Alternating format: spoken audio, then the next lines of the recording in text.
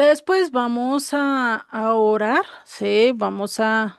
A iniciar con el estudio de hoy como tal. Hoy vamos a ver lo que es Mateo 27. Ya estamos para cerca la crucifixión de Yeshua o de Jesucristo, ¿sí? Estamos en el verso 52. Vamos a empezar el verso 52, donde vamos a ver después de la muerte qué es lo que pasa, ¿no? Estábamos viendo acerca de cómo se abren el sepulcro y empiezan a ver resurrecciones, ¿no? Pero pues es algo curioso porque es como Mateo lo coloca como una antesala de lo que va a pasar y eso no lo menciona en el capítulo 28 cuando habla de la resurrección. Es curioso esa parte, ¿vale? Entonces ya ahorita lo vamos a estudiar, lo vamos a examinar. Primero, antes de todo, pues vamos a orar y pues claro, decirle Solecito, Margarita, estamos también en TikTok. Estoy probando esta parte del live que se me aprobó hace poquito. Entonces estamos probando acerca de esto. Entonces, pues a ver si se puede difundir un poquito más el mensaje y pues estas clases que también no son indispensables también para otros, ¿no? Entonces, pues oremos. Creo que sí, Juliet, ya te hemos visto. Vale, eso me gusta. Entonces, pues vamos a orar y pues dejarle esta clase en manos del Eterno, ¿no? Saber que Él es el que nos va a hablar, saber que Él es el que nos va a instruir y sobre todo, pues el que nos va a guiar, ¿no? Que eso es lo importante. Entonces, pues oremos e iniciamos directamente pues con el estudio, ¿listo? Señor y Padre, te damos gracias, gracias Señor por este día tan maravilloso, por permitirnos reposar en tu presencia, estar buscándote, anhelándote, aprender de ti y sobre todo conocerte cada día más. Es un placer definitivamente estar delante de tu presencia, conocer ese sacrificio tan grande que hiciste por nosotros, de tal magnitud que a veces no, ni siquiera estudiándolo así, no lo llegamos a imaginar de manera tan práctica como realmente lo viviste tú, Padre. Se nos sale incluso de nuestra imaginación saber que tú pudiste sufrir tanto por causa de nosotros. Ayúdanos, Señor, a no tener en poco ese sacrificio, sino que más bien valorarlo, tenerlo presente y poder caminar a tu lado, poder estar definitivamente en tu amor, Padre. Te pido que seas tú el que dirijas esta clase, que seas tú el que hables a nuestros corazones, que seas tú el que nos instruyas, Padre. Te pido que seas tú el que dirijas esta clase y instruyas y les des sabiduría a cada uno de los que están presentes, de los que se van a conectar y de aquellos que van a ver el video diferido por YouTube, Padre. Te doy gracias en el nombre de Yeshua. Amén y amén. Amén. Amén. Bueno, familia. Entonces, pues como les decía, vamos a hablar acerca bueno, ya ahorita de la crucifixión, pero vamos a hacer un recuento, ¿sí? De lo que ya venimos viendo. Vimos que Jesucristo, pues, fue llevado directamente a la cárcel con Caifás. Allí se burlaron, allí lo dejaron en una cárcel totalmente oscura. Vimos que era una cárcel bien escondidas. Si ustedes no han visto o no estuvieron en esa clase, bien pueden buscar en YouTube la casa de Caifás y la cárcel donde estuvo Jesucristo. Allí van a poder ver realmente el lugar, una cueva casi, un depósito donde él pasó y donde él sufrió todo esto, ¿no? Vimos como todo este capítulo 27 va conectado con Salmos 22 y con Isaías 53, ¿no?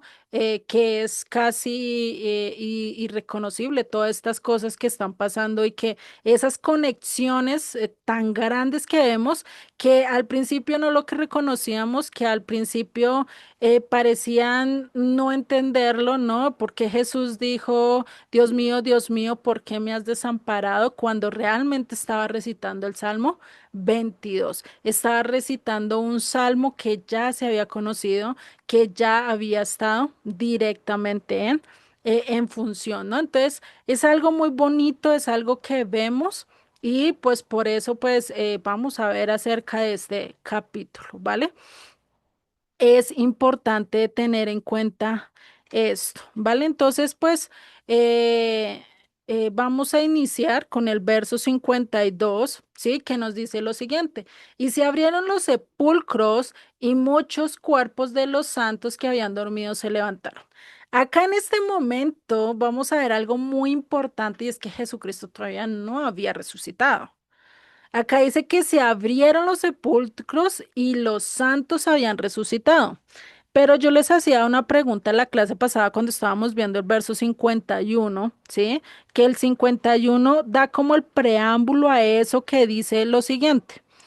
Dice el verso 51: he aquí el velo del templo se rasgó en dos, de arriba a abajo, y la tierra tembló y las rocas se partieron, ¿no? Esto es consecuencia de que también los sepulcros se abrieron. Pero yo les estaba diciendo que muy posiblemente los sepulcros sí se abrieron, pero ellos todavía seguían durmiendo hasta que ¿quién? Hasta que Jesucristo resucitara. No podía haber resucitado primero ellos y después haber resucitado Jesucristo cuando esta era parte o la primera primicia de la, es después de la resurrección de Jesucristo, ¿no? Por eso lo podemos ver y pues yo lo veo desde ese punto, ¿no? Ya ustedes después me pueden decir, no, no, no, así no era, pelearme, claro, estamos, esto no es última palabra, ¿no? Yo lo digo así porque, como les dije, es imposible que Jesucristo hubiera muerto y preciso hubiera resucitado gente cuando él todavía no había vencido la muerte, ¿no? Y pues, o posiblemente ellos resucitaron en este momento, pero el problema es que, ¿qué? El problema es que resucitaron, pero volvieron a morir. No tuvieron ese cambio total como el que tuvo Jesucristo. Lo podemos tomar por ese aspecto, ¿no? No les estoy diciendo que sea así, ¿sí? Pero pues de aquí podemos sacar varias teorías, ¿no? Pero pues lo ideal es estudiarlo, ¿no? Y acá empieza inmediatamente esa apertura simbólica de resurrección. ¿Sí? Esa victoria sobre la muerte, donde Jesús empieza a proclamar su poder sobre la muerte. Y para, posiblemente para los que estaban presentes, muy posiblemente para los que vivieron esa situación, estuvieron allí, todo lo que eran los soldados romanos, todos los que eran aquellos que estaban directamente conectados con la muerte, con los que habían hecho todo esto, lo habían entregado, es decir, los líderes sacerdotes, parte del Sanedrín, recordemos, no todos los fariseos, no todos los escribas estaban en contra de Jesucristo. Entonces, acá vemos que ellos dijeron, ya murió. Ya se acabó todo, ¿sí? Incluso muy posiblemente hasta Satanás también lo pensó. Dijo, ay, acá vencimos, ya tenemos todo, ¿no? Pero realmente ellos no podían y no entendían y no conocieron en su momento, incluso los discípulos no lo conocieron, sino hasta después entendieron esto, ¿sí? Que la muerte no podía contenerlo. ¿Por qué? Primero porque era el dador de la vida, segundo porque era sin tacha, sin levadura, sin pecado en su propia vida y eso pues hacía que la muerte no lo pudiera contener, porque la muerte era una condena directa ¿de qué? De nuestro pecado. La muerte es la condena de lo que nosotros hemos hecho. Por eso empieza el cumplimiento de la profecía con la muerte de Jesucristo. Aquí empieza el cumplimiento de lo que habla en Ezequiel 37, del 12 al 14. Ese levantamiento, esa resurrección de esos huesos secos que en un momento van a volver a florecer, donde Él abrirá los sepulcros y os traeré a la tierra de Israel. Muy posiblemente esta parte donde se abrieron los sepulcros y estos que estaban dormidos resucitaron, pues también fueron esa parte de lo que anuncia la profecía de Ezequiel. Entonces, si vemos acá, vemos otro cumplimiento y creo que lo que hemos estudiado desde el capítulo 26 hasta ahorita, no hemos contado cuántas profecías ha cumplido, pero hemos visto que cumple Ezequiel, de Zacarías, de Isaías 53, de Salmo Salmos, creo que el 69 también, si no me corrigen los que llevan las notas, y Salmo 22, ¿no? O sea, vemos que hay cumplimiento tras cumplimiento tras cumplimiento, y nosotros siempre escuchamos, no, es que Jesucristo cumplió 300 profecías, 400 profecías, o 200, o no sé qué número hemos escuchado, casi siempre son 300, pero nunca hemos visto cuáles profecías ha cumplido. Y acá vemos que una de esas es esta, Ezequiel 37 12 al 14, ¿sí? Lo podemos buscar. No sé quién tenga la Biblia más rápida, si Margarita o Solecito, porfa, para que me lo lean. Ezequiel 37 12 al 14. Dijiste Ezequiel 37, Ajá, 12 al Sí, 14. 37 12 al del 12, 14. ¿cierto? Sí. Dale, Lo Solecito, yo lees, Solecito, ahorita. lo leo. Primero Solecito y después tú, Margarita. Yo ahorita te coloco otro verso a ti, ¿listo? Bueno, Ok. Por tanto, profetiza y diles, así ha dicho Jehová el Señor. He aquí, yo abro vuestros sepulcros, pueblo mío, y os haré subir de vuestras sepulturas y os traeré a la tierra de Israel. Y sabréis que yo soy Jehová cuando abra vuestros sepulcros y os saque de vuestra sepultura, pueblo mío. Y pondré mi espíritu en vosotros y viviréis y os haré reposar sobre vuestra tierra. Y sabréis que yo, Jehová, hablé y lo hice, dice Jehová. Ujú. Entonces, si vemos ahí, está hablando de que él abrirá las sepulturas y los levantaré. Lo mismo que está diciendo el verso 52, ¿no? A estos muchos que habían dormido, dice que a los santos que habían dormido, pues aquellos que estaban conforme a la voluntad del Eterno, ¿no? No iba a levantar a personas que iban a estar en contra de él, ¿no? Esto es algo muy bonito que vemos acá, ¿no? Y eso es lo que vemos. Incluso estábamos viendo desde el verso 51 cómo toda la creación estaba respondiendo a eso. El velo se rompe desde arriba hacia abajo. Vemos que no, veíamos que no lo rompió alguien humano, alguien no lo rompió porque si nosotros lo hubiéramos esto partido en dos, ¿cómo lo hubiéramos hecho de abajo hacia arriba? Porque el velo quedaba muy alto, no lo podíamos romper desde arriba, ¿no? La tierra tembló, todo estaba temblando, las rocas se partieron en dos, pues imagínate semejante fuerza o algo que tendría que haber pasado que realmente incluso hasta las rocas se hubieran tenido que romper, ¿no? Y ese levantamiento y ese abierto de sepulcros, ¿no? Que vemos acá, pues definitivamente responde a ese llamado, a esa conmoción cósmica que hubo en el momento de la muerte de quién? De Jesucristo, ¿no? Cuando hablamos del término santos, es un término no solo que se da acá en el Nuevo Testamento, sino que viene desde el Antiguo Testamento, ¿sí? O lo que ya nosotros conocemos como el Tanakh, ¿sí? Aquí pues realmente eran creyentes, no se representa a los ángeles sí son santos, sí, pero pues ya están, son seres celestiales. En cambio, los santos son aquellos seres humanos que son redimidos, que murieron en fe con el Eterno. ¿Cuáles podemos decir?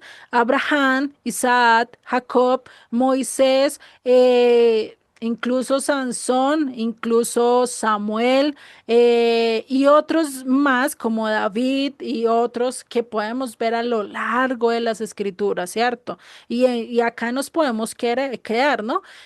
Una de las pasajes que nos recapitulan estos santos que murieron en la fe, lo podemos ver en Hebreos 11, ¿no? El Salón de la Fama, donde resalta cómo ellos mantuvieron su fe a pesar de no haber visto las promesas, a pesar de no haber conocido todo eso que Dios les estaba dando, ¿no? Entonces ahí vemos los testigos y vemos toda esta parte que representan esos santos que pasaran todo eso. Y que imagínate que alguno de estos justos hubiera resucitado en este momento. Pues no fueron ninguno de estos grandes de la Biblia, porque pues si no, imagínate, yo creo que Mateo no lo hubiera pasado por alto y hubiera dicho, uy, tal persona, Moisés resucitó, ¿no?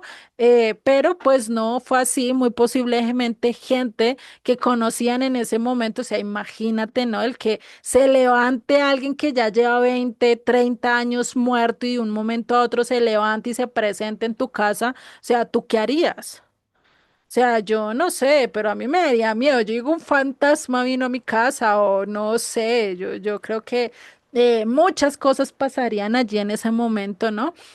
Y pues es algo que se muestra acá a lo largo de este texto, ¿sí? Por eso dice muchos, mas no todos. O sea, fue una primicia, fue una semillita que se levantó, pero no sugiere que realmente hayan resucitado igual que lo hizo Jesucristo. Porque si lo vemos a lo largo de las escrituras, hay muchos que resucitaron. Por lo menos Eutico, ¿sí? Aquel que estaba escuchando a Pablo predicar y de un momento a otro se durmió y se cayó del segundo piso y ahí está ahí, quedó. Pablo oró y resucitó. Ese lo vemos en el Nuevo Testamento, pero en el Antiguo Testamento también hay muchos. Eliseo resucitó personas. Elías también llegó a resucitar. Creo que fueron los dos únicos profetas que resucitaron realmente personas. Entonces, si lo vemos, no solo ellos, Jesucristo mismo resucitó a una muchacha que estaba enferma, una niña que estaba enferma y llegó él allá y dijo, no, no se preocupen, ella está durmiendo, ¿no? Solo duerme, no está muerta, ¿no? Y cómo se burlaron de él diciendo, ¿cómo es posible? Está muerta, nosotros la vemos muerta, ¿usted cómo puede decir que está durmiendo, ¿no? Entonces, por eso podemos ver que ese término de dormir realmente es para todos aquellos que esperamos en Él y vivimos con Él. Todos vamos a ser resucitados, pero en la primera resurrección, aquella de la que nos habla Apocalipsis 20, por si lo quieren tener allí, ¿no? Entonces recordemos que fueron muchos, decir no todos. Si hubieran sido todos, pues ¿qué sería de nosotros? Ya no estaríamos acá, ¿cierto? Entonces fueron muchos los que fueron resucitados. Yo me imagino para esa época la revolución que se levantó, cuánta gente no vería a esos que ya habían muerto, todavía por ahí comiendo, paseando, visitando a las familias. O sea, yo digo. Está de locos, ¿sí? Está de locos porque se levantaron. El momento de la naturaleza es esta, resurrección, una resurrección en un punto crucial porque estaba muriendo Jesucristo. No sabemos si realmente resucitaron en ese momento o como les digo, resucitaron posteriormente después de que resucitó Jesucristo. No lo sabemos, ¿sí? Y por eso vemos una resurrección inmediata, pero manifestación posterior. Por eso dice en el versículo 53, y ahorita lo vamos a ver, y aclara que ellos salieron de los sepulcros después de la resurrección de Jesucristo. Por eso les digo y por eso yo puedo afirmar que muy posiblemente ellos siguieron durmiendo, porque nos iban a quedar ahí sentados mirando para el cielo 3 días, ¿no? Sin comer y sin beber nada, pues, pues no creo, ¿no? Que hubieran hecho esto, ¿no? Y pues después de que resucitó Jesucristo, sí, ahí sí se le aparecieron a muchos, ¿no? Entonces, imagínate que resucitaron al morir Jesucristo. Se manifestaron después de la resurrección de Jesucristo. Lo vemos en el verso 53, ya ahorita lo vamos a estudiar un poquito mejor. Y pues ahí empiezan las primicias, ¿sí? Esos primeros que van a testificar acerca de Jesucristo, que van a ver los milagros de Jesucristo y que presenciaron el poder. Yo creo que si nosotros hubiéramos estado en ese momento, sería que fuéramos igual que los discípulos, viendo todo esto y aún así los discípulos no creían que él era el Mesías. sabiendo que Jesucristo les dijo casi 4 veces en 4 oportunidades, desde casi el capítulo 12 de Mateo, ustedes pueden buscar y casi fueron 4 oportunidades que Jesucristo les dijo, voy a morir y voy a resucitar al tercer día, ¿no? Incluyendo, pues en 3 ocasiones fue que le dice así, voy a morir y voy a resucitar al tercer día, pero si incluimos cuando los fariseos y los escribas le piden señal acerca de que si él es el Mesías, ¿qué señal les daría? Y él les dijo, pues les voy a dar la señal de Jonás, ¿no? Pues ahí también está hablando de su muerte y de su resurrección, ¿no? En otras palabras. Entonces eso también lo podemos ahí. Y por eso vemos que acá nos da verdades escatológicas, es decir, verdades que se van a dar al final de los tiempos, ¿sí? Que van a ser fundamentales para nosotros. Primero, que va a haber una cosecha, o esta por lo menos fue la primicias de la primera cosecha. Por eso en 1 Corintios 5:20, porfa, Margarita, me lo buscas para leerlo. Y acá vamos a ver que son las primicias adicionales que empiezan a mostrar ese poder de la resurrección. Ese anticipo de lo que realmente nosotros vamos a vivir y de lo que Pablo habla también en su carta a los tesalonicenses, ¿no? ¿Ya lo tienes, Margarita? 16. 5:20, ¿cierto, Lule? Sí, señorita. Y yo no les estoy compartiendo, déjenme ya les comparto. Listo. Primero Primera de de Corintios Corintios. 5, 15:20, 15:20. Eso le. Ah, es 15. Ajá, 15. Eso iba a decir porque no tiene 20. Fue culpa mía, fue culpa mía. 5, 15, 20. Ajá, Bueno, 15:20, sí, gracias. mas ahora Cristo ha resucitado de los muertos. Principias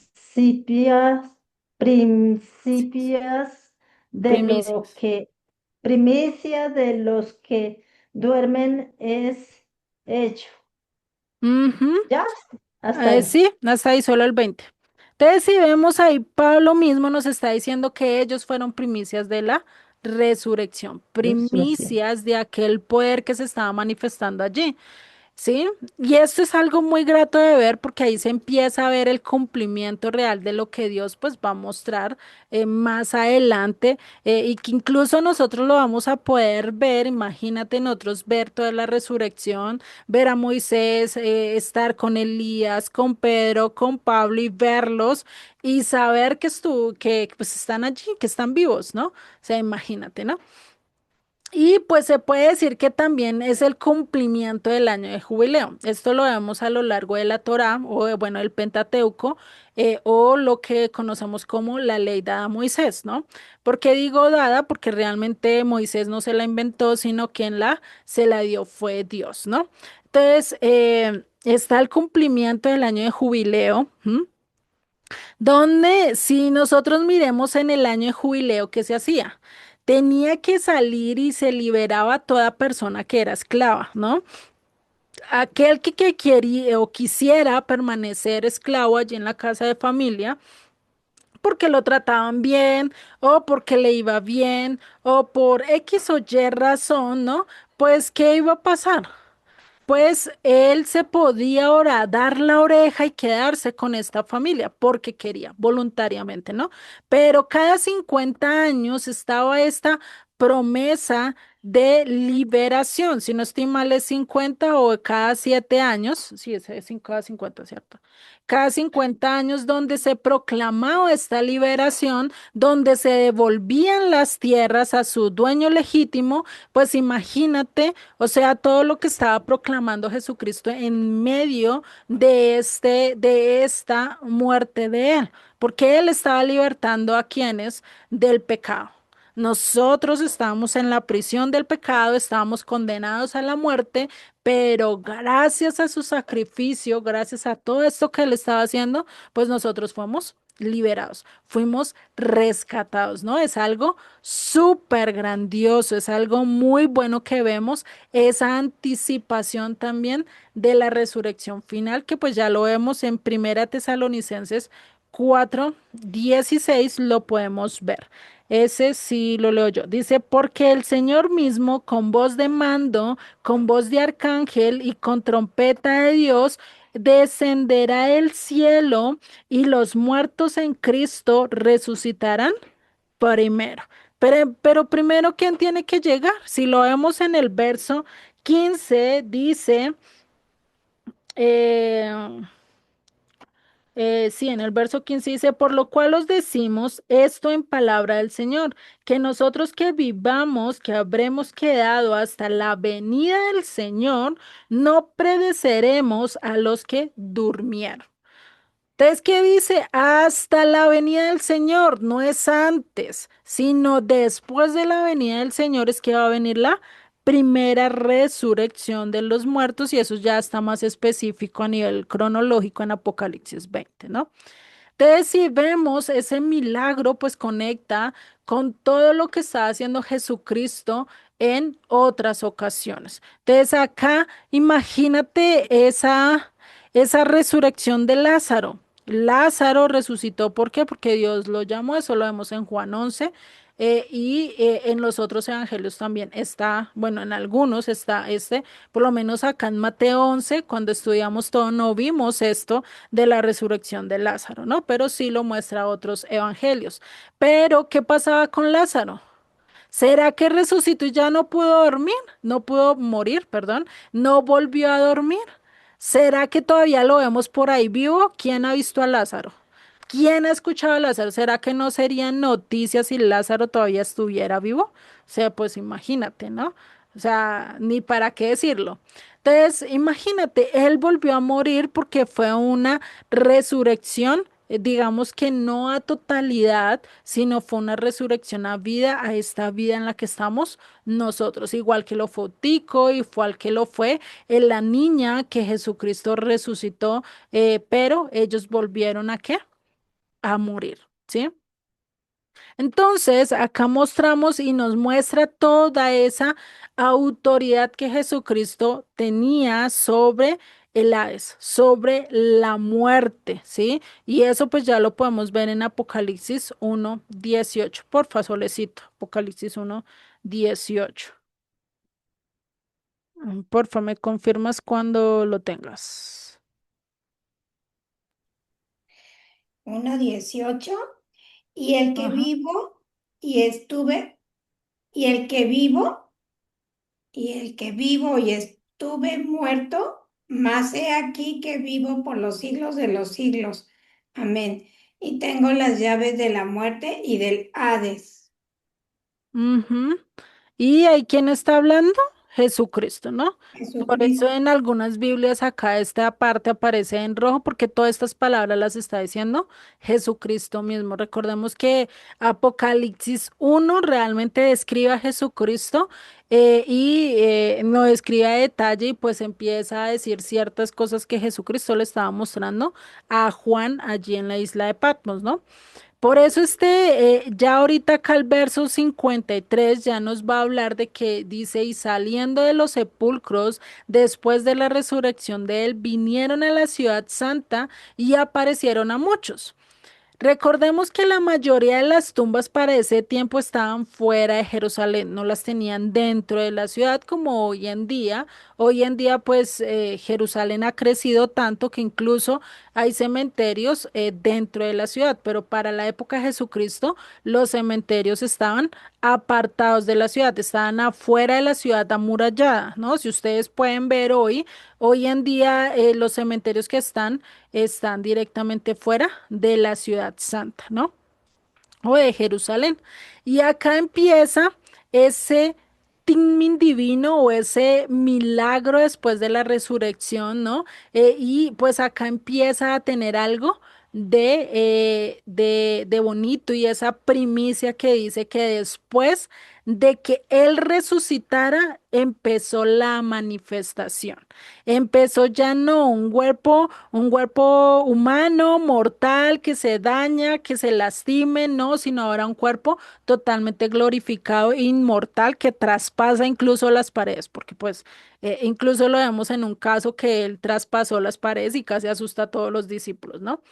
Y esto lo dice Pablo en 1 Corintios 15:23, Cristo las primicias, luego los que son en Cristo en su venida. No, ahí es donde va a haber esa resurrección total, esa totalidad que nosotros debemos de pensar, ¿no? Y por eso Jesucristo viene a ser ¿qué? El primogénito entre los muertos. ¿Por qué? Porque no volvió a la muerte.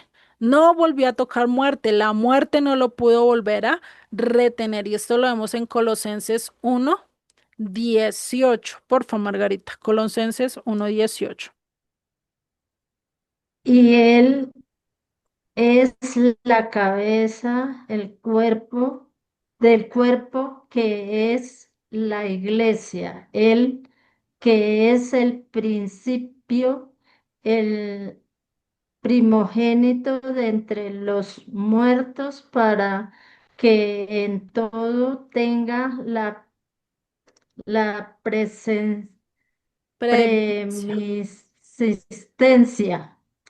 Preeminencia, ¿sí? Entonces ahí dice que Él es el principio, el primogénito de entre qué? De De entre los los muertos, muertos. ¿no? Entonces acá bien Pablo nos lo dice, ¿eh? Que Él fue el primogénito, o sea, el único que nunca ha vuelto a la muerte. Incluso hoy no podemos decir que alguien ha resucitado y ha durado 1000 años, 500 años, 600 años, todavía no, ¿cierto?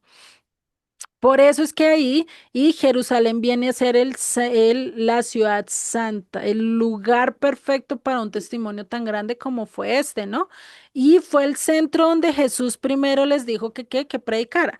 La gran, eh, la gran comisión, ¿dónde tenía que comenzar? En Jerusalén. Dice que en Jerusalén, después en Judea, después en Samaria y hasta el fin de la tierra, ¿no? Entonces, imagínate. Entonces, donde Jesús había sido condenado, crucificado, también iba a empezar el mensaje de que Él resucitó, de que Él está vivo, de que Él realmente estaba cumpliendo las profecías y era el Mesías, ¿no? O sea, imagínate todo lo que tenía que a empezar a hacer. Un cumplimiento, un testimonio público, alguien que no podían callar. Y recordemos que los líderes religiosos, pues después en Hechos, coge y les dicen a los discípulos, vengan, no hablen de este, no tienen que hablar de este. Y Gamaliel se levanta y dice, venga.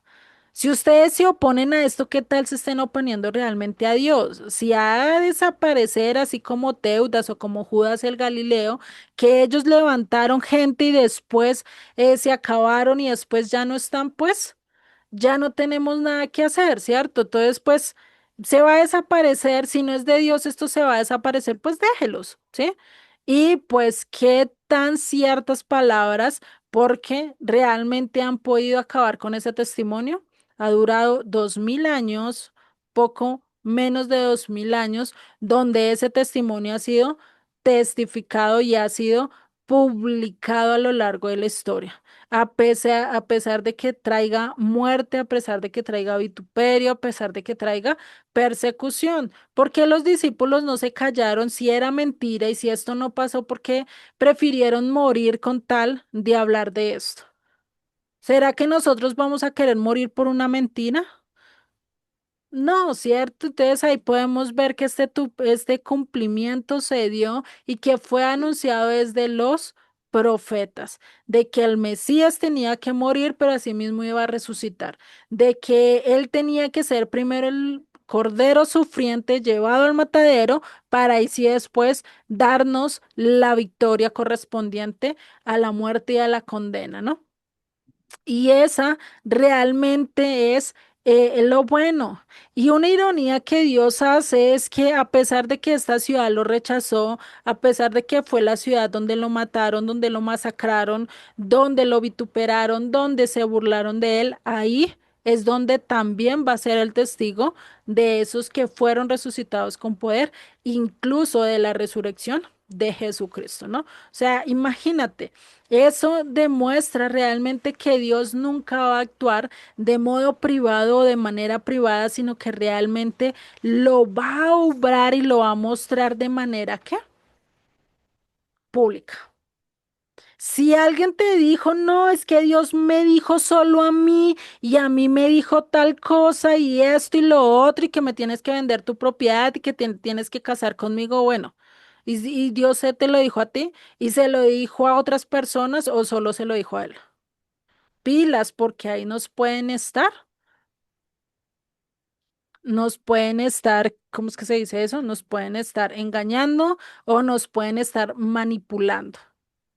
Porque según eso, con decir Dios me dijo, ya es como si tuvieran autoridad de pedir lo que quieran, cuando realmente no. Nosotros debemos de pasar todo eso que ellos nos están diciendo, incluso lo que yo les estoy diciendo ahorita, por el filtro de las escrituras, que todo esté coherentemente con lo que las escrituras dicen, no con lo que yo pienso, no con lo que yo digo, sino que realmente esté allí. Entonces, la resurrección de Jesucristo, la muerte de Jesucristo, todos los testigos que hubieron, incluso todos estos que resucitaron, ¿será que los podían esconder?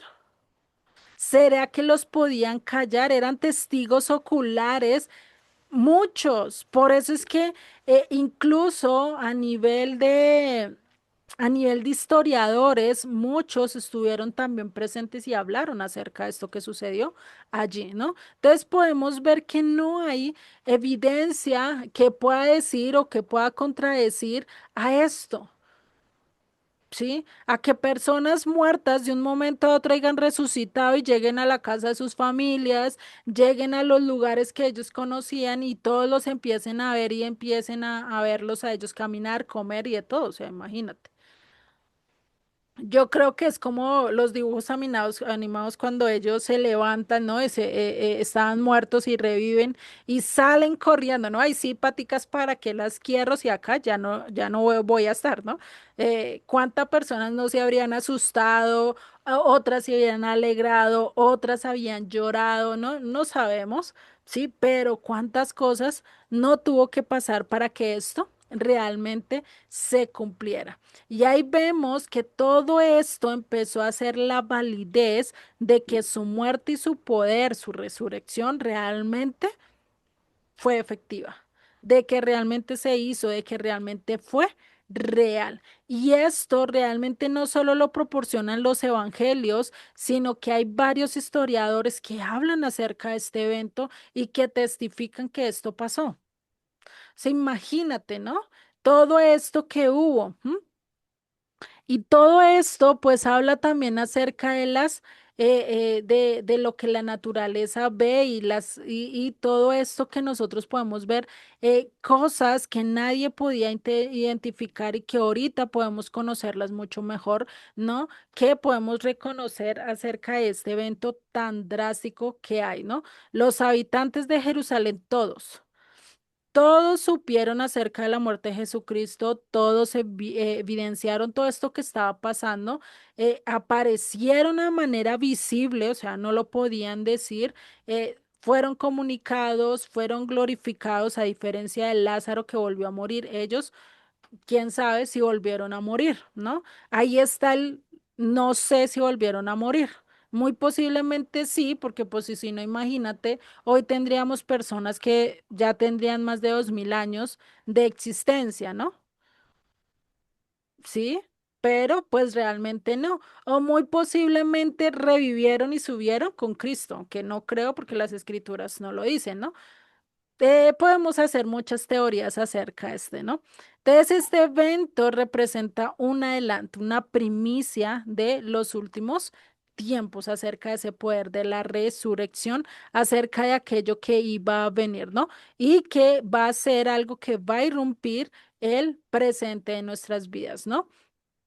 Y pues imagínate acá, esto se ha olvidado, muchos ya no hablan, que para ese momento resucitó muchas personas, no lo hablan, lo pasan por alto. Pero vamos a ver qué pasa a lo contrario y qué fue lo que quisieron hacer realmente los líderes religiosos. Verso 54 dice, el centurión y los que estaban con él guardando a Jesús, visto el terremoto y las cosas que habían hecho, temieron en gran manera y dijeron, verdaderamente es ser el Hijo de Dios. ¿Quiénes también estaban testificando que era el Hijo de Dios? Los romanos. Gente que no conocía, gente que era apática a esto, dijeron definitivamente este es el Hijo de Dios. Me hace acordar mucho a la historia de Nauconosor, ¿no? Cuando metió a a los tres amigos de Daniel al horno de fuego, ¿no? Y ellos salieron ilesos, o bueno, estaban allá metidos entre el horno y vio a otro semejante a hombre y dice, este es el Hijo de Dios, ¿no? Es el Hijo de Dios mismo ahí en medio de ellos, ¿no? Entonces, me hace acordar mucho porque después de eventos así, muchos confiesan que Él es Jesucristo, que Él es Dios, que Él es el Hijo de Dios, ¿no? Pero a veces se pasan por alto, ¿no? Y pues, ¿quién esperaría que soldados romanos que no le tienen miedo a nada, que han pasado por diferentes cosas y han visto muchas cosas, le tuvieran miedo, ¿sí? Porque dijeron, temieron en gran manera, ¿sí? Y pues fueran y se convirtieran en testigos oculares involuntarios. Es decir, ellos ni siquiera pensaban que eso iba a pasar. Ellos dijeron, vamos a custodiar otra tumba más, ¿no? Pero no contaban con lo que Dios estaba haciendo, ¿no? Y ahí vamos a ver, mientras que los gentiles y la parte de los judíos, mientras que los judíos, los líderes religiosos, lo rechazaban, lo vituperaban, querían esconder todo, gentiles como los soldados extranjeros que no eran parte del pueblo, lo estaban, ¿qué? Reconociendo que era el hijo. Y eso pasa y ha pasado hoy en día. Los judíos dicen él no es el Mesías. Nosotros como extranjeros decimos él es el Mesías. Sabemos que eso es plan de Dios, sí, sabemos que es de plan de Dios, pero vemos cómo acá también se manifiesta esa parte que hoy y que muchos años lo hemos vivido, ¿sí? Imagínate, y acá presagia que ese evangelio no iba a ser solo para los judíos, sino también para los extranjeros. ¿Por qué? Porque ahí estaba siendo un testimonio para estos soldados. Si ustedes creen que no pasaría algo en sus vidas, por lo menos eso les tuvo que trillar algo en sus vidas. Le tuvo que poner algo en su corazón que no los dejara en paz. Imagínate, ¿no? Y esta declaración es significativa. Realmente es el Hijo de Dios. Sí, era un título de mesianismo. Eso lo vemos en Salmos 2:7. Sí, lo pueden ver. Era algo que un romano, pues cuando iba a aceptar eso, ¿no? Sí, ellos creían en otros dioses o en otras deidades, ¿no? El que lo tenga bien lo puede leer, por favor. Salmo 2. Salmo 2:7 dice. Yo publicaré el Yo, decreto. El Eterno me ha dicho, yo, hijo eres tú, yo te engendré hoy. Acá está declarando que mi hijo eres tú. Lo mismo que están diciendo ellos, este es hijo de Dios. ¿Y a quién fue el único que se le dijo a lo largo de todo el Evangelio? A lo largo de todas las escrituras, a Jesucristo. Fue el único que se le presentaba cuando se bautizó una voz del cielo que dijo, este es mi hijo en el cual tengo complacencia, ¿no? Y que no lo escuchó solo Jesucristo, muchos lo escucharon. Eso lo podemos ver cuando Jesucristo estaba allí crucificado y muchos les decían, no es que este es el Hijo de Dios, no es que en él se complacía, pues que lo salve él, ¿no? Estaban diciendo una verdad, pero en medio de una burla, ¿no? Y pues ahí lo vemos, ¿no? Eso que estaba pasando. ¿M? Entonces, imagínate, ellos como romanos pues tenían figuras divinizadas o puestas como dioses a los emperadores, figuras divinas, hoy en día lo podemos ver, figuras de emperadores, estatuas, incluso ya no es de ellos, sino directamente de papas y así lo siguen adorando, ¿no? Pero este adquiere un significado mucho más profundo que no se queda simplemente en una estatua, sino que es en alguien que realmente vive, que en alguien que camine, que en alguien que va a compartir incluso con ellos, ¿no? Entonces, a pesar de que ellos no entendían esta declaración, no comprendían el significado de esto, ¿no? A pesar de esto, entendieron la identidad de Jesucristo. Se parece mucho a lo que Pedro entendió cuando estaba allí en Cesarea de Filipo, cuando lo estudiamos en Mateo 16. ¿sí? Estaba allí y entendió la deidad de Jesucristo, pero no la comprendió a total. O sea, reconoció, supo que era el Hijo de Dios, pero no lo reconoció a fundamental porque después, más adelante, después de reconocer que Él es el Hijo de Dios, que dice, Jesucristo les dijo, Yo voy a morir y al tercer día voy a resucitar". ¿Y qué dice Él? No, no, no, no, no, que ni que te acontezca esto, ¿no? Que Dios no quiera, no, no, no, que Dios te aparte de eso, ¿no? ¿Y qué le dije a Jesucristo? Apartado de mí, porque me eres piedra de tropiezo. Incluso le dice apartado de mí, Satanás, ¿no? Entonces, imagínate, todo esto que está pasando, todo lo que fue el terremoto, las piedras incluso que se partieron y todo eso son hechos que empiezan a evocar todo esto que pasó, ¿no? Recordemos que los terremotos es algo de la naturaleza que siempre están a lo largo de una o de una teofanía, de Dios, es decir, acerca de una manifestación de Cristo, ¿sí? O de eventos importantes que Dios muestra, ¿no? Eh, Incluso lo podemos ver las tinieblas sobrenaturales en el verso 45, como todo se vuelve oscuridad y después de Jesucristo, después de que Él entrega su espíritu, tiembla, ¿no? Y después cuando va a resucitar, vuelve y tiembla, ¿no? Entonces los terremotos también ayudan a saber que Dios está hablando y que Dios quiere decir algo, ¿no?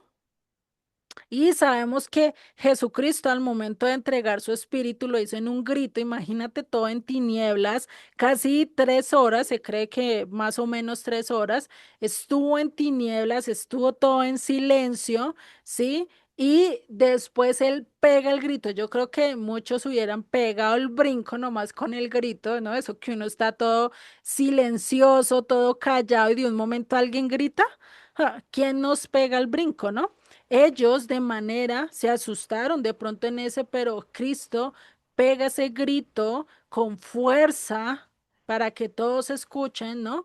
Y entrega de manera voluntaria su espíritu. Él no espera que lo maten porque casi siempre cuando había una crucifixión, lo vimos, casi siempre mueren días después, ¿sí? Pero Jesucristo murió horas después. Él mismo entregó su espíritu. Después vemos otra cosa que vemos acerca de esto es el velo rasgado, los sepulcros abiertos, las piedras partidas por la mitad, ¿no? Todo esto vemos que es el cumplimiento y que es la muestra de cómo también la naturaleza hace parte de esto y cómo se mueve también a nivel sobrenatural, ¿no? Todo esto que estaba pasando, hasta la misma naturaleza gimió por todo lo que estaba pasando, por eso hubo gran temor. Hubo un miedo común, porque era algo que no era algo que siempre habían visto, no era algo común. Imagínate hoy, que tiembre fuera de eso, que haya oscuridad, fuera de eso, no sé, se partan las piedras, se abran los sepulcros, o sea, imagínate. Sí, o sea, nomás de ponernos en ese lugar, ya uno dice, tremendo, ¿sí? Y pues para muchos fue un temor de miedo de decir acá pasó algo supremamente grande y para otros un temor de decir Cristo está cumpliendo. Cristo está haciendo las cosas. En vez de tener miedo, es un temor de servicio, un temor de agradecimiento, un temor reverencial, ¿sí? De querer seguirlo obedeciendo. ¿Por qué? Porque está cumpliendo las escrituras, ¿no? Y a pesar de que estos hombres que estaban allí custodiando la tumba eran hombres rudos, prácticos, estaban reconociendo lo divino, sabían que eso no era algo normal, que eso había cambiado completamente y cambia. Acá vemos que antes, ¿quiénes eran los que se estaban burlando? Los mismos guardas y muy posiblemente estos que estaban custodiando la tumba también era parte de aquellos que estaban yendo en contra de él mismo, que estaban incluso humillándole, que estaban incluso yendo en contra de él, ¿no? Pero a pesar de su arrogancia y a pesar de ese poder que tenían, aceptaron que era el Hijo de Dios. Sea, vemos incluso la ironía que Dios hace acá como diciendo, a lo último ustedes van a confesar que soy el Hijo de Dios. Imagínense, ¿no? Después de tanta burla, tanta indiferencia que todo lo que le hicieron y terminan diciendo tú eres el Hijo de Dios con temor y con temblor, ¿no? O sea, imagina, ¿no? Y acá vemos este verbo era, ¿no? Este tiempo verbal que nos muestra a veces en nuestras escrituras y podía decir que reconocieran que era el Hijo de Dios, ¿no? Pero lo estaban crucificando, lo estaban haciendo, pero ahora dicen, verdaderamente es el Hijo de Dios. Realmente ahora entiendo que es el Hijo de Dios. No es algo que pasó, ahora lo están haciendo una afirmación enfática. Cuando lo estaban latigando, cuando se estaban burlando de él, cuando le pusieron la capa púrpura, el vestido púrpura, cuando le pusieron la corona de espinas, cuando le pusieron la ramita como cetro, ¿qué estaban diciendo? ¿No es que este era el Hijo de Dios? Se estaban burlando, estaban diciéndole cosas, pero acá después terminaron afirmándolo de manera voluntaria y enfática diciendo, ahora entendemos la verdad. Ahora sabemos que Él es el Cristo. Ahora sabemos que Él resucitó cumpliendo todo esto que habla en Isaías, ¿sí? Y en Isaías 53 también, perdón, 26 también lo habla. Dice verso 15, aumentaste el pueblo, oh eterno, aumentaste el pueblo. Te hiciste glorioso, ensanchaste todos los confines de la tierra. Jehová, en la tribulación te buscaron, derramaron oración cuando los castigaste. Como la mujer encinta, cuando se acerca al alumbramiento, gime y da gritos en sus dolores, así hemos sido delante de ti, oh Eterno.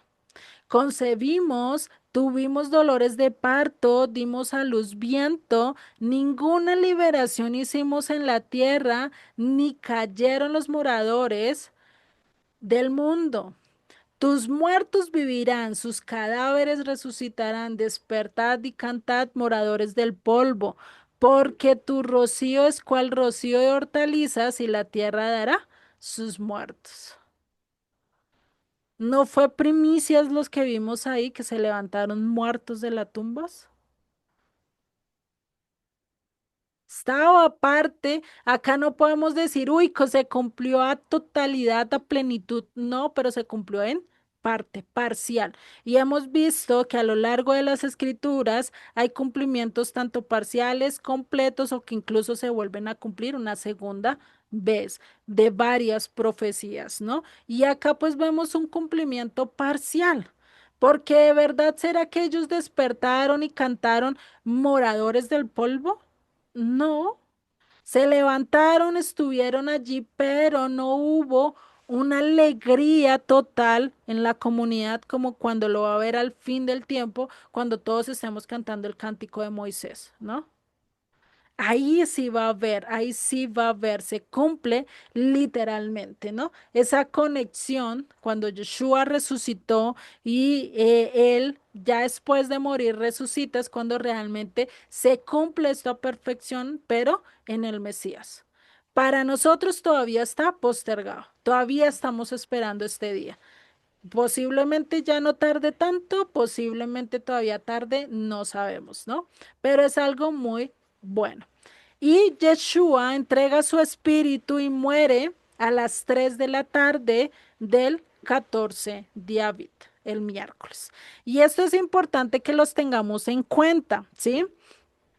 Muy posiblemente cuando a él, la mujer, esta mujer pecadora, porque no sabemos realmente bien quién es, unos dicen que era María Magdalena, otros dicen que era, bueno, que era otra, ¿no? La aquella que le dio y derramó su perfume sobre él. Muy posiblemente es ahí cuando se selecciona el becerro o se seleccionaba el cordero para Pesach, ¿sí? Fueron días antes.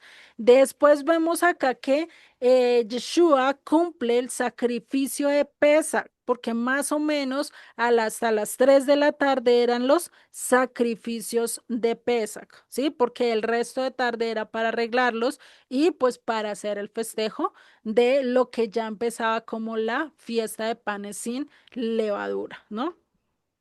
Entonces, si vemos y que él iba a ser la resurrección de los muertos, ¿no? A ver, él muestra allí cómo es ese pan sin levadura, ese hombre sin defectos, sin mancha, sin corrupción, ¿no? Y pues por eso cumple perfectamente el sacrificio de pesa. Porque les coloco acá miércoles para que ustedes vayan mirando evento tras evento de cómo incluso ya cuando empecemos el capítulo 28, pues ahí sí vamos a ver la cronología realmente de cómo fue la muerte de Jesucristo y qué días realmente fue el que murió. Que el que más da es el miércoles, aunque unos dicen que no, porque tienen discrepancia con un texto, pero ya después lo vamos a ver cuando hablemos de la resurrección. ¿Listo?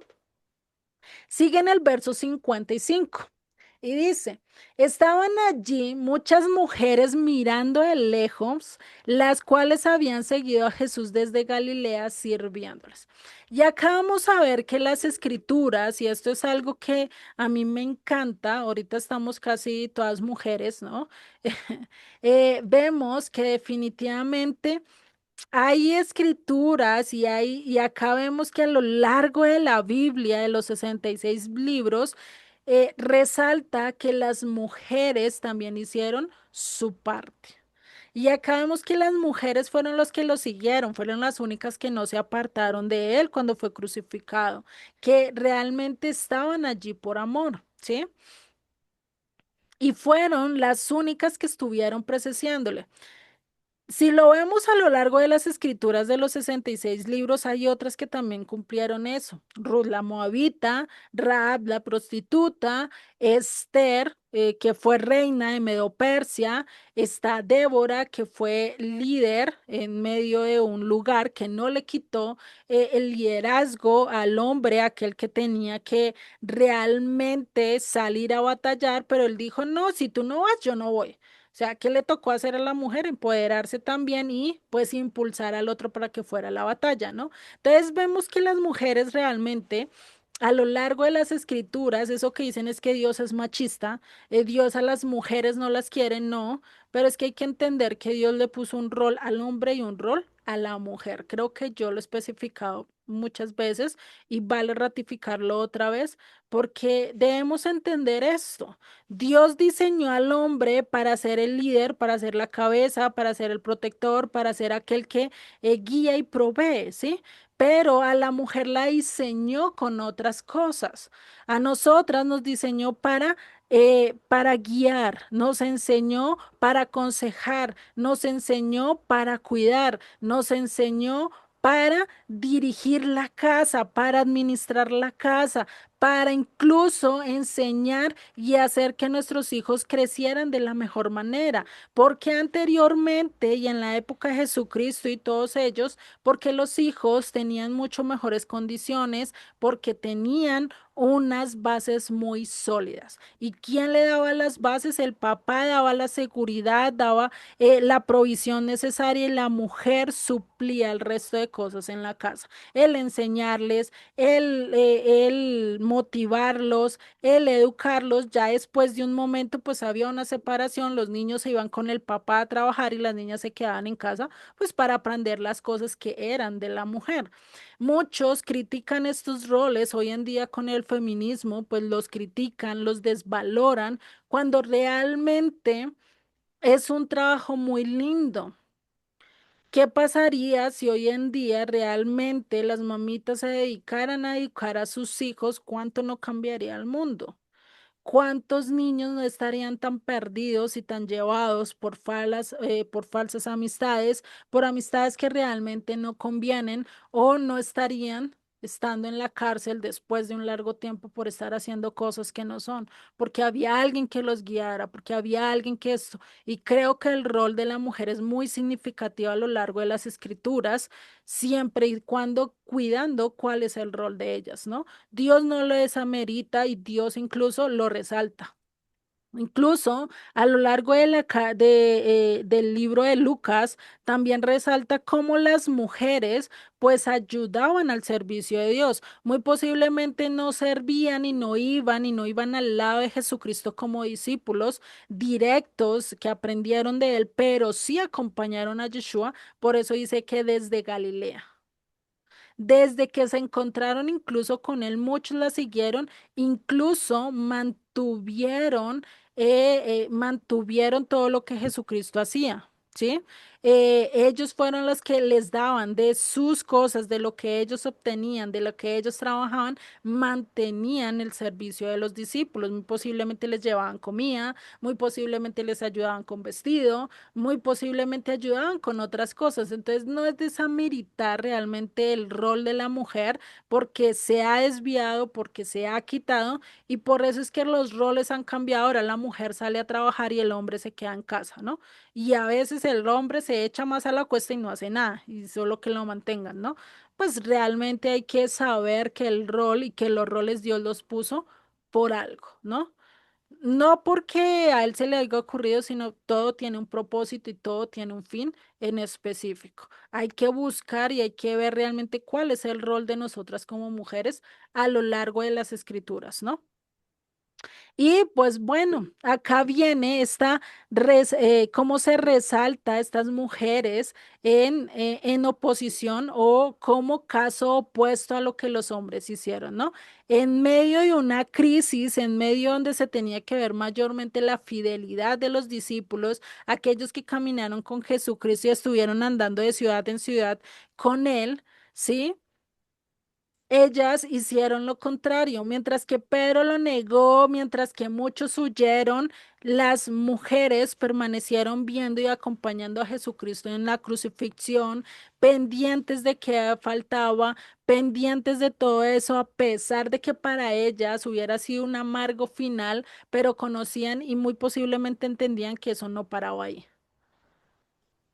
Imagínate, ¿no? Por eso ese valor femenino que nosotros a veces, a pesar de estar en situaciones difíciles, nosotros somos la base y el sostén incluso para el esposo.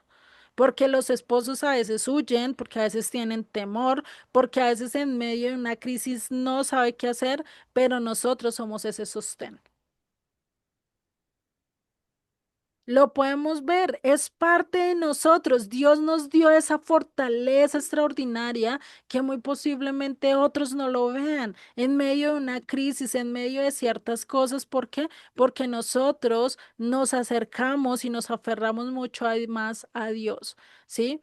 A pesar de muchas cosas, somos conscientes, no dependían de milagros, no dependían de la popularidad, no dependían de si estaba vivo o estaba muerto, entendían estas mujeres que él era verdadero, que él había cambiado su vida. Imagínate a esta mujer, si no estoy mal, María Magdalena, la que le sacaron 7 espíritus. ¿Ustedes creen que ella hubiera dicho, no, este no es el Mesías? Cuando vio y sintió su cambio en sí, cuando ella misma no pudo lograr un cambio, cuando fue Dios el que la salvó, cuando fue Jesucristo el que le quitó todo eso y le dio una paz cual nunca la ha entendido. ¿Ustedes creen que ella en su entendimiento y en su conexión hubiera dicho no?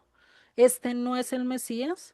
No, todo lo contrario. Tuvo una convicción perfecta y muy posiblemente ellas sí recordaron esas palabras de Jesucristo de que voy a morir, pero en 3 días voy a resucitar. O no la entendieron a perfección, o simplemente todavía estaban en esa esperanza, en decir, hay algo más, sigamos, hay algo más, ¿no? ¿Cuánto de nosotros hacemos, no? Y a pesar de que ellas eran y fueron testigos oculares de todo lo que decía del ministerio, de los milagros que hacía, ¿sí? Vieron todos sus inicios, fueron oculares de todo, tuvieron una conexión con incluso con sus enseñanzas, con milagros, con todo, ¿sí?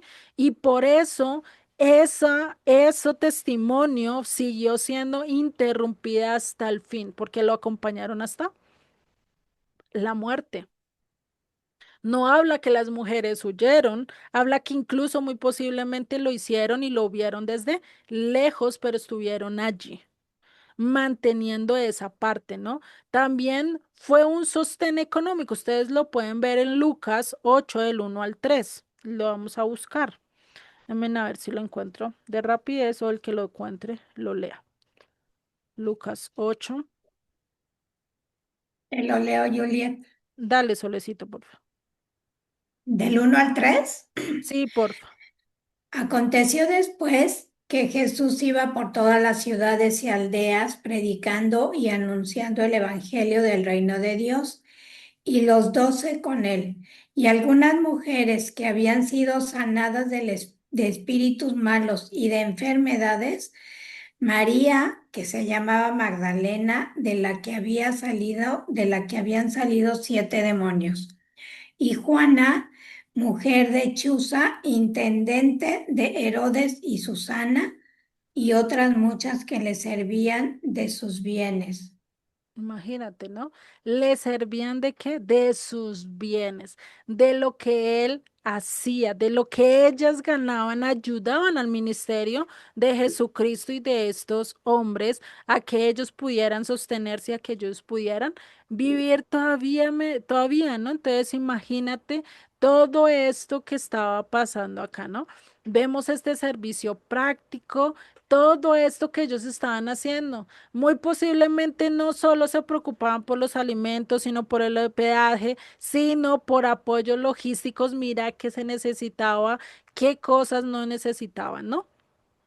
Imagínate, por algo nosotras las mujeres somos las que más representamos a lo largo de las comunidades. Creo que hay más mujeres que hombres, ¿no? Porque a nosotros no nos cuesta reconocer, a nosotros no nos cuesta someternos a él, pero a los hombres sí. No todos, no todos, pero sí a la gran mayoría, ¿sí? Ese es el discipulado. El modelo pues, de discipulado es seguir a Jesucristo, caminar de aquel y ser el siervo de él, ¿no? Por eso dice, el que quiera ser el primero tiene que ser ¿qué? Primero, vuestro siervo. Si nosotros queremos ser líderes, pastores, evangelistas, llevar un cargo alto, llevar a comunicar todo, primero tenemos que ser ¿qué? Siervos, antes que líderes. Por eso, y si Jesucristo dice y dijo, yo no vine para ser servido, sino para servir y dar la vida por muchos. O sea, ¿qué esperamos nosotros? ¿Será que tienen que venirnos a servir todo en bandeja de plata como algunos y líderes, apóstoles o mal llamados profetas se hacen llamar y quiere que todos les lleven? Cuando el llamado de ellos es servir a la comunidad de acuerdo a lo que está diciendo Jesucristo. Ustedes lo pueden buscar, varias enseñanzas de él. Dice, primero, y el que quiera ser primero tiene que ser servido. El que quiera estar en la primera silla, primero tiene que estar sentado en la última. ¿Sí?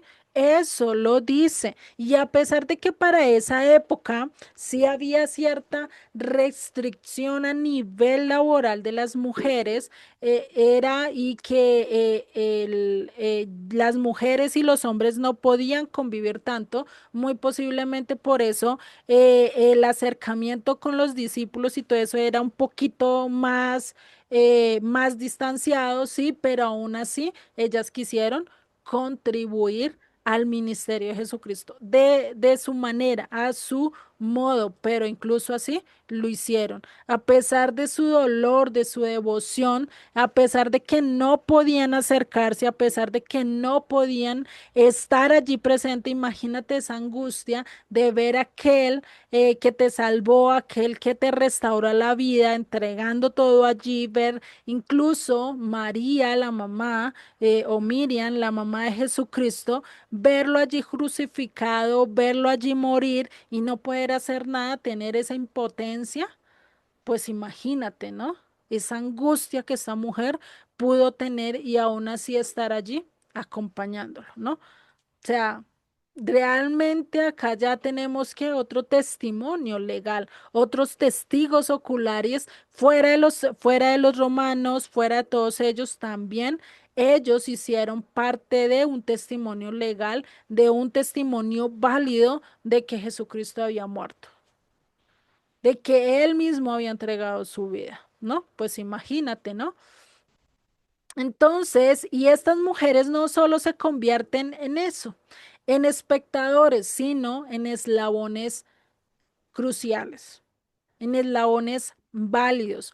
¿Por qué? Porque ellas son las que vivirán, conocerán, verán incluso primero a Jesucristo resucitado y lo difundirán.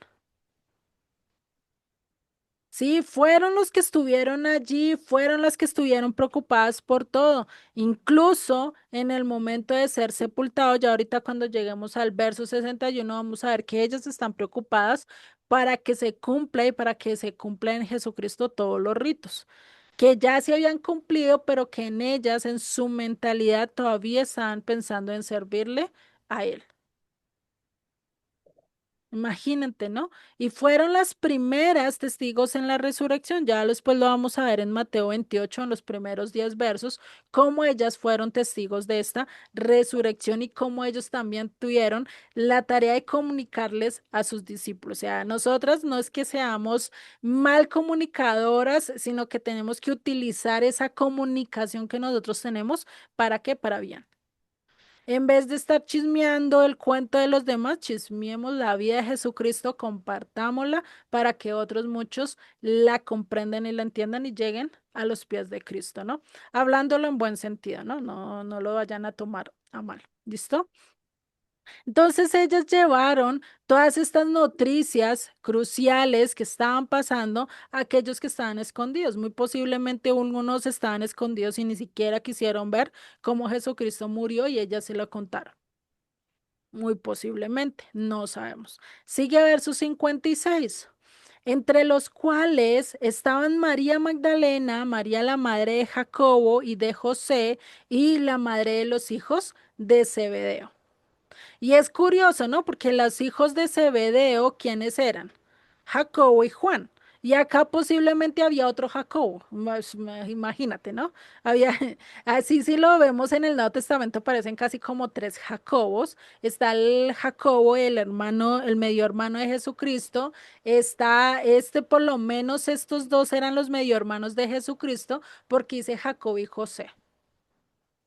Ya ahorita lo vamos a ver. Entonces identifica tres grupos de mujeres específicos. Está María Magdalena, aquella a la que se le sacó los 7 espíritus. Está María, la madre de Jacobo y José, la cual muy posiblemente era la madre de Jesucristo. ¿Listo? Y estaba la madre de los hijos de Zebedeos, es decir, Salomé, según Marcos 15:40, que era madre de Santiago y Juan. A este Santiago en algunas Biblias lo traducen como Jacobo, ¿sí? Igual el libro de Santiago también muchas veces lo traducen como Jacobo, ¿sí? Yo no sé por qué a Jacob o a Jacobo lo traducen como Santiago. Dicen que viene por parte de la Iglesia Católica que después de decirle San Jacob terminó siendo Santiago, ¿no? No sé qué tiene que ver al momento de decirlo, pero bueno, terminaron haciendo tanto lengua que lo terminaron volviendo así. Bueno, y sigue, entonces María Magdalena, la testigo transformada, ¿no? En su momento tuvo una liberación y sanidad, esto lo dice Lucas 2, donde se menciona, 8:2, perdón, donde se menciona que Jesús había expulsado, ¿cuántos? 7 demonios, ¿no? Y pues de lógico que hubo una restauración total en su vida. Por eso esa devoción inquebrantable que ella tenía, su fidelidad, porque dijo, definitivamente este fue el único que me pudo salvar, me pudo quitar todo esto y yo prefiero caminar con él, ¿no? Entonces vemos esta parte, ¿no? Y pues por eso su fidelidad, su fe permaneció intacta a pesar de lo difícil y de lo pesado que estaba pasando en ese momento. Porque pues pensar que su maestro, que su Mesías, que aquel que la salvó había muerto, pues imagínense, ¿no? Ahí cualquiera se quebraja y cualquiera pues puede terminar perdiendo, ¿no? Y esta identificación es crucial, la que yo digo de María, que posiblemente fue madre de Jacob y José, y también tenía parentesco con Jesucristo. Muchos eruditos la identifican con María, la esposa de Cleofas, ¿sí? Y hermana de María, la madre de Jesús, que se convertiría en tía de Jesús. No sabemos, o sea, hay muchas especificaciones, pero sí, si ustedes se acuerdan, había un José entre los hijos de María, ¿sí? Y eso pues lo vemos acá en Mateo 13:55. Porfa, Margarita, ¿me lo buscas? Y vemos que ahí está Jacobo y José, son mencionados como hermanos de Jesucristo, ¿no? Entonces, hay un posible entre estas dos, no sabemos porque es que realmente las escrituras no dan mucho detalle acerca de esto, ¿no? Margarita, ¿lo tienes? 13:55. Ajá, sí, señora. Ay, espere 5 minuticos, ya. 13:55. Ajá. No es este el hijo del carpintero, no se llama su nombre Su madre. madre, madre, su madre María y su hermano Jacob, José, Simón y Judas. Y Ujú. Judas. Vale, gracias. Entonces ahí está ¿Más? diciendo, no, hasta ahí está ahí. Entonces ahí está diciendo, si vemos, ahí dice, ¿no son estos sus hermanos, Jacobo, José, Simón y Ujú. Judas? O sea, ahí está mostrando, está hablando de estos dos, Jacobo y José, ¿no? Entonces por eso muy posiblemente también podría haber sido la madre de Jesús, aunque pues hay diferencias, yo le coloco ahí, solo Dios sabe quién fue, ¿no? A ciencia cierta, porque pues no trae muchos testigos, ¿no? Pero en los dos casos vemos que hay un parentesco que íntimo y familiar. Si fue una tía, pues imagínate, una tía que antes pensaba que no era, que no esto, y estaba allí evidenciando todo, y cuando evidencia que él resucitó, pues imagínate qué evidencia y qué transformación va a tener en su vida, ¿no? Y si era la madre de Jesucristo, pues muy posiblemente en ese momento se estaba viniendo o se le había olvidado las promesas que Dios ya le había dado desde el comienzo, que dijo, le dijo, este es el que va a salvar al pueblo de sus pecados, ¿no? Tal cual se lo dijo. Y pues muy posiblemente a ella se le olvidó y en todo este proceso, muy posiblemente lo estuviera recordando. No sabemos, ¿no? Entonces, imagínate. Y pues vemos a la madre de los hijos de Zebedeo, Salomón, que también estaba allí como testigo ocular.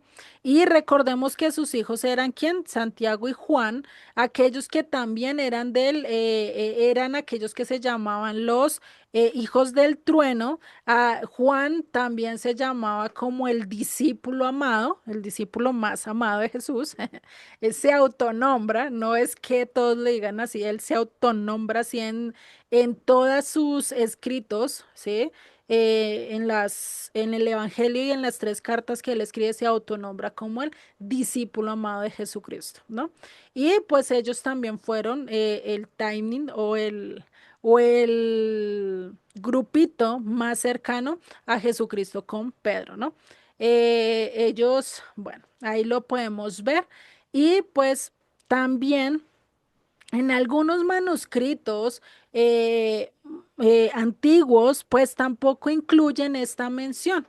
Entonces, podría ser que hubiera variaciones de diferentes traducciones posteriores. Entonces, por eso no les puedo decir y no podemos asegurar cuáles de ellas tres estuvieron, sí, cuando lo hice muy específicamente, pero pues sabemos que hubieron testigos que hubieron varias mujeres, porque dicen muchas mujeres, no dice y resalta solo a ellas, sí, ¿listo?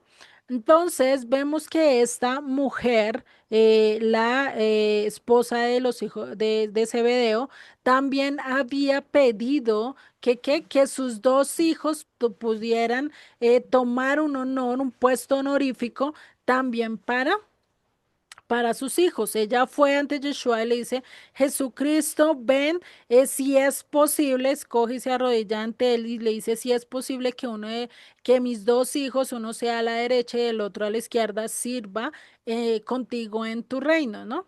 Pero ¿qué le dice Jesucristo? Es posible, si ellos van a ser partícipes, ellos van a estar conmigo, pero yo no soy el que digo, el que designo quién estará a mi derecha y a mi izquierda. ¿Quién lo iba a decidir? Dios, ¿sí? Lo único que les dijo, pero ellos serán capaces de tomar la misma copa que yo beberé. ¿Y cuál era la copa que iba a beber Jesucristo? La copa de la ira que nosotros merecíamos. Por eso es que él cuando ora en el monte Getsemaní, que dice, pasa de mí esta copa. Si es posible y si es tu voluntad, aparta de mí esta copa, que yo no la pase, que yo no la beba. Pero él tenía que beberla hasta el final para podernos darnos la liberación a nosotros y poder ser libres realmente, ¿no? Entonces ahí está el propósito específico que nosotros, y por eso nos muestra estos nombres por varias razones, porque son testigos verificables, o sea, testigos que nosotros podemos decir, son nombres correctos que nosotros si queremos buscar a esas personas los podemos buscar. Pues imagínate estos libros escritos para esa época, si hubieran podido ir ante las familias y preguntarles, venga, ¿de verdad que su abuela, verdad que su prima, verdad que X o Y persona estuvo allí? Pues porque lo escribieron en época donde aquellos que fueron testigos estaban vivos.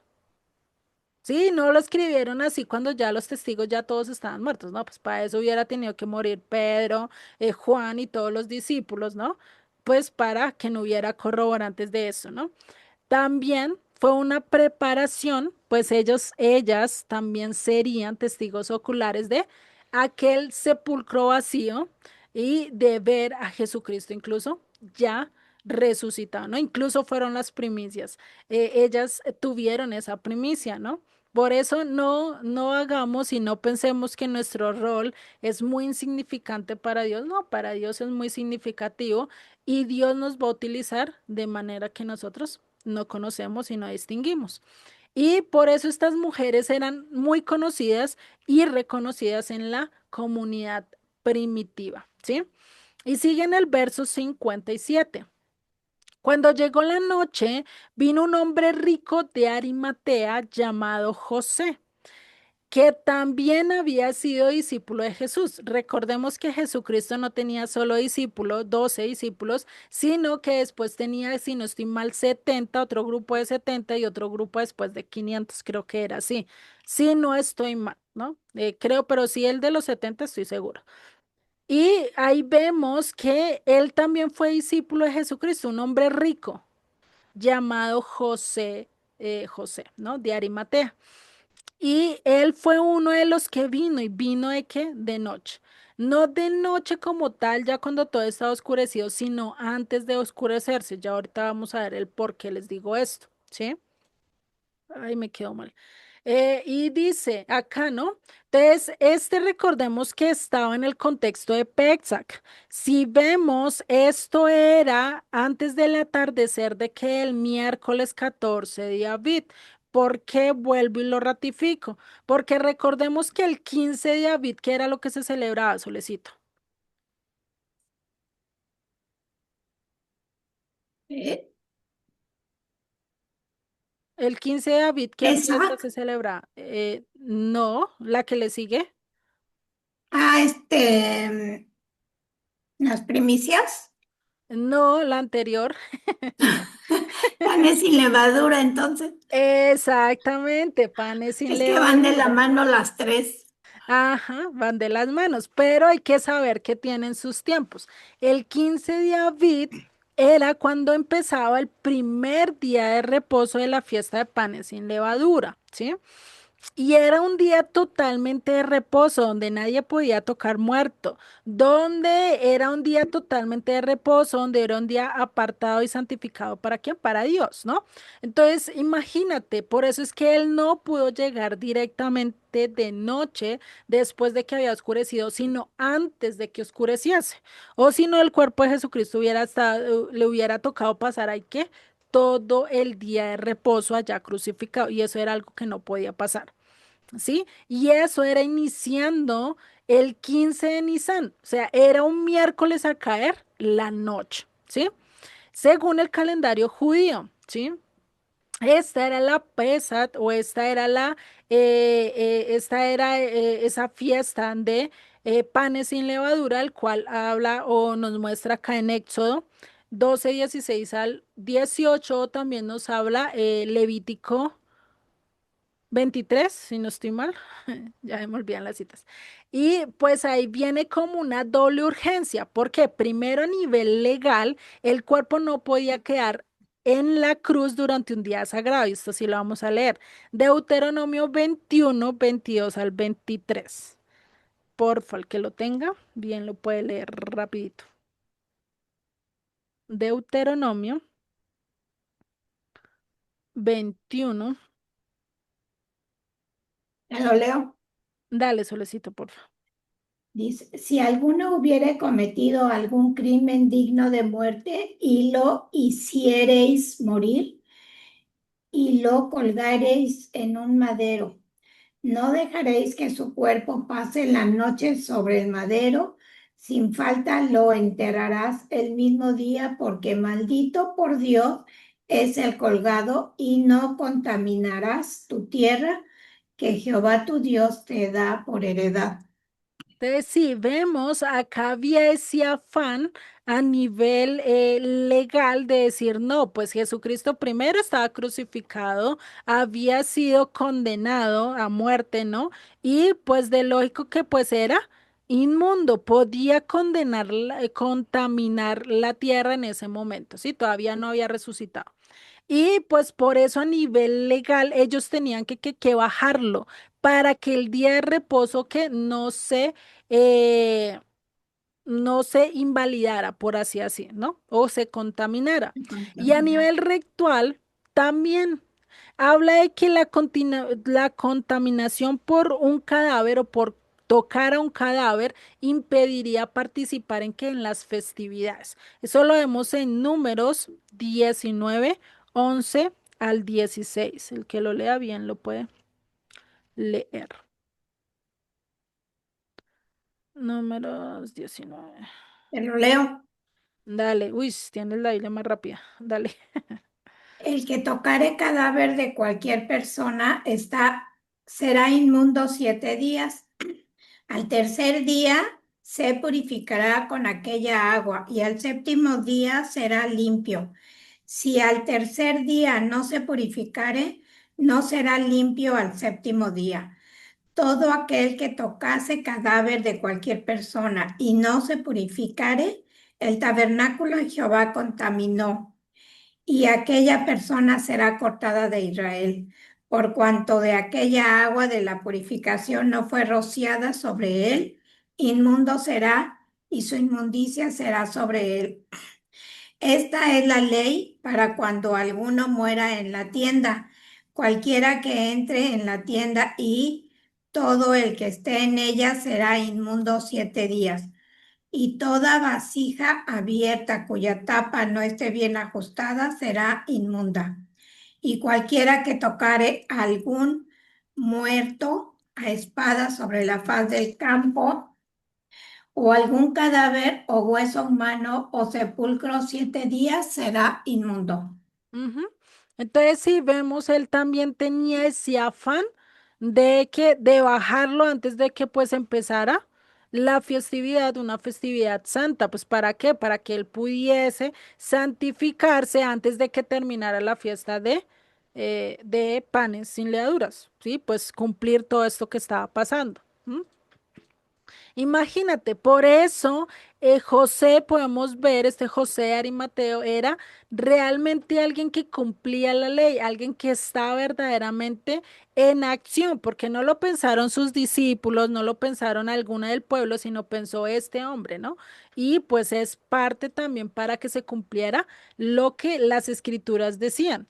Mientras que los líderes religiosos se preocupaban por sus propias ceremonias, por su propio cuerpo, se les estaba olvidando realmente el estar ¿qué?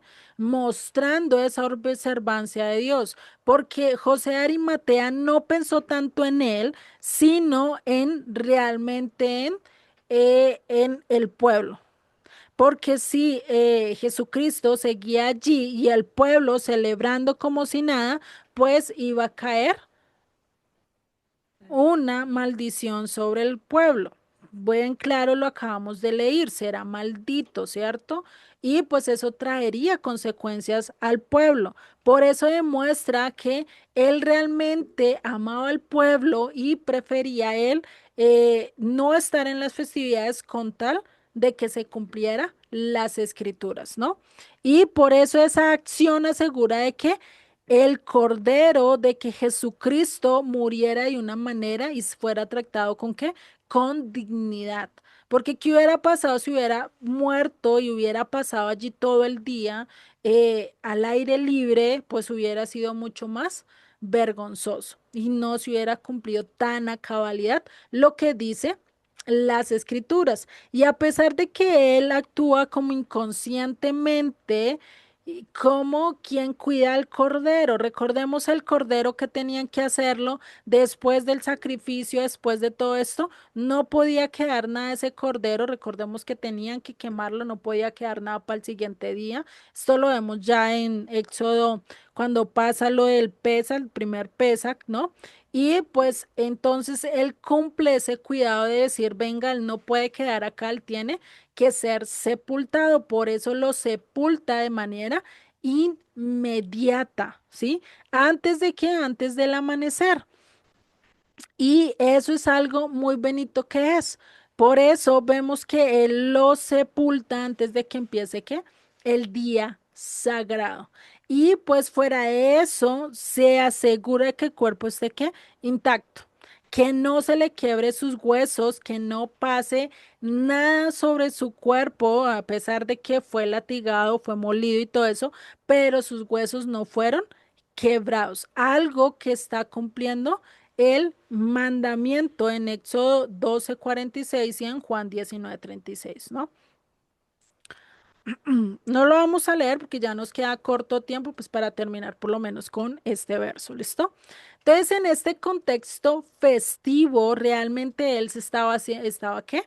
Arriesgando a una contaminación, porque al tocar el cadáver, ¿qué pasía? Ya no podía estar en medio de la ceremonia de Pesat porque se volvía impuro, tenía que esperar 7 días después, ¿no? Fuera de eso, era repudiado social. ¿Por qué? Porque como tocó a un criminal, tocó a un cadáver, pues no podía acercarse a nadie porque o si no también compartía ahí su impureza a los demás, ¿no?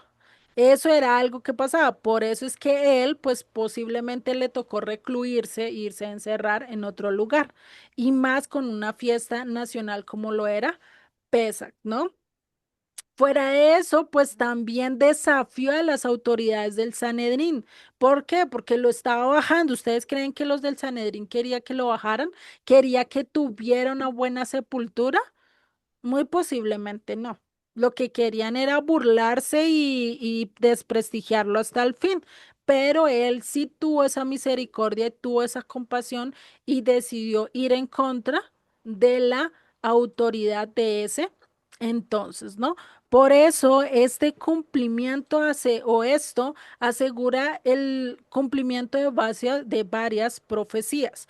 Por lo menos lo vemos en Isaías 53:9 donde dice que su sepultura o su muerte iba a ser con los ricos, ¿sí? Imagínate. Y se cumple literalmente porque José de Arimatea era rico, tenía buena posición social y económica y pues de lógico le da su tumba, una tumba que estaba totalmente nueva y se la da a Jesucristo para que estuviera allí sepultado, ¿no?